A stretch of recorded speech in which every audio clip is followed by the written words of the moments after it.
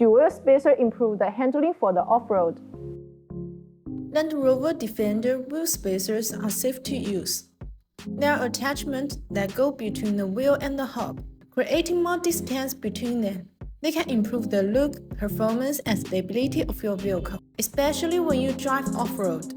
Choosing a good set of Land Rover Defender wheel spacers that can make a big difference in your off-roading performance. The choice of spacer thickness is quite important. Larger wheels and wider tires means greater grip, which affect handling and stability.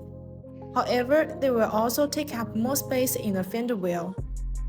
As a minimum, you need Land Rover Defender wheel spacers that can prevent the larger wheels from rubbing against the suspension components. BONOSS manufacturer-produced wheel spacers are made of high-grade forged 7075 T6 aluminum alloy, which features many desirable properties, such as high strength, wheel resistance, excellent toughness, impact resistance, and high temperature resistance. This metal performs good mechanical properties.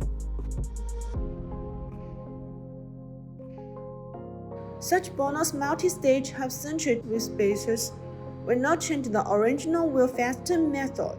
The wheels are wheel balanced so that there will be less chance of vibration.